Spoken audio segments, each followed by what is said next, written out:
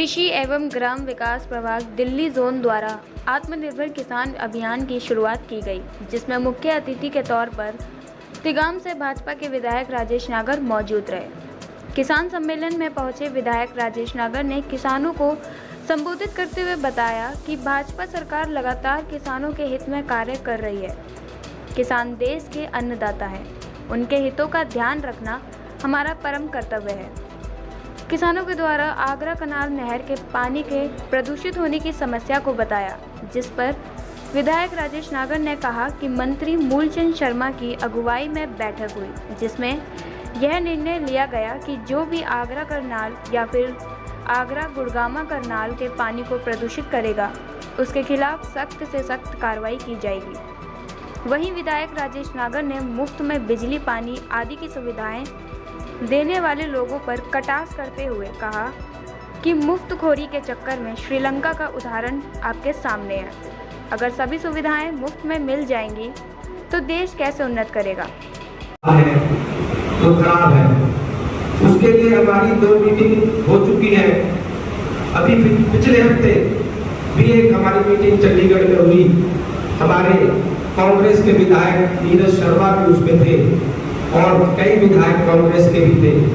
मूलचंद शर्मा जी की अध्यक्षता में वो मीटिंग हुई।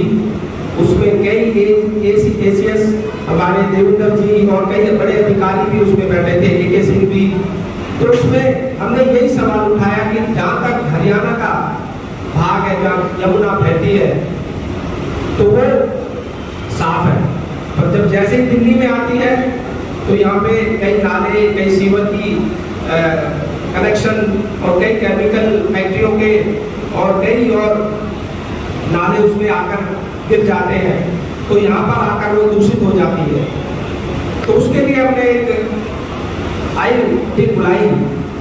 उसके लिए अब एक हम यहाँ जो गोची ट्रेन है उस पर एक प्रयोग करने जा रहे हैं। एक एजेंसी को हायर किया है, वो प्रयोग सफल हो जाता है तो फिर उसके बाद हम इसको बदरपुर बॉर्डर पे उसी तरह का एक प्रयोग करेंगे, क्योंकि उस कंपनी ने बताया कि हमने कई बाहर के विदेश के देशों में इस तरह की कैनाल नहरों को साफ किया है।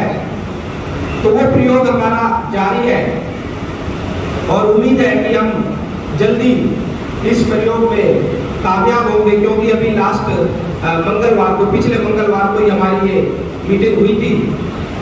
उसके बाद अभी अगले महीने फिर दोबारा से मीटिंग होगी, जिससे कि ये कैनाल का जो पानी हमारा आगरा कैनाल और गुड़गामा कैनाल का पानी साफ हो सके।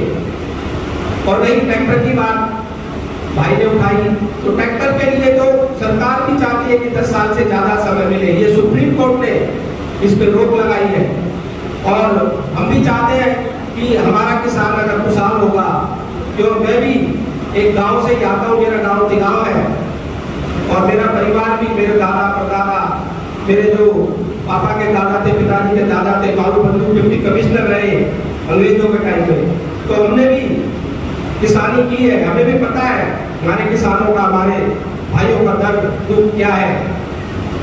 सरकार की बात करें तो हमारी सरकार ने जो 3 कानून थे वो भी वापस लिए किसान के हित में, तो किसान को लगा कि ये ठीक नहीं है। अब आप देखेंगे MSP से भी ज्यादा भाव में आपका गेहूं बिक रहा है।